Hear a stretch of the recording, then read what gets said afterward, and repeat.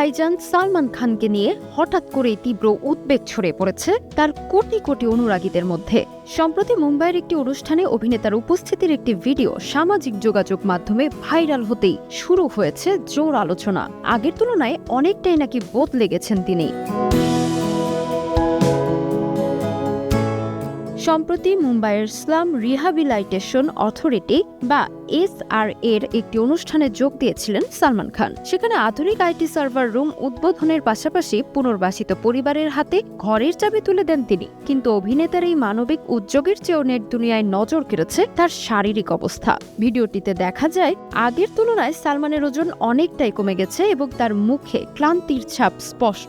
এমনকি তার হাঁটার ধরন নিয়েও অনেকে প্রশ্ন তুলেছেন। সামাজিক যোগাযোগ মাধ্যমে এক অনুরাগী লিখেছেন, তাকে খুব অসুস্থ লাগছে, ঈশ্বর তাকে সুস্থ রাখুন। অন্য একজন লিখেছেন, চোখের দিকে তাকালেই বোঝা যায় তিনি কতটা ক্লান্ত।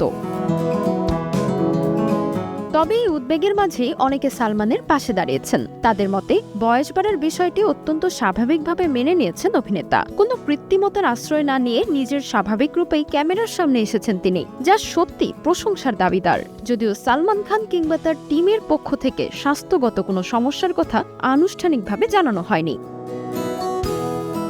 এদিকে স্বাস্থ্য নিয়ে জল্পনা চললেও কাজ থেমে নেই সুলতানের। বলিউডে এখন জোর আলোচনা চলছে তার নতুন সিনেমা মাতৃভূমি নিয়ে।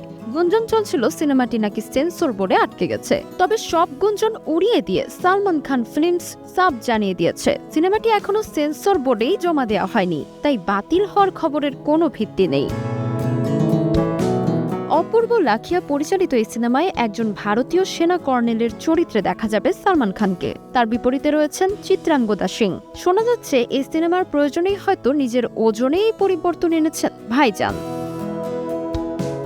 শুধু মাতৃভূমিই নয়, 2027 সালের ঈদে মুক্তির লক্ষ্যে নির্মিতব্য SVC 63 সিনেমায় দক্ষিণী লেডি সুপারস্টার নয়নতারার সঙ্গে স্ক্রিন শেয়ার করবেন সালমান। সিনেমাটি পরিচালনা করবেন বংশী পৈদিপল্লী। তাসমিলা খান, সময় সংবাদ।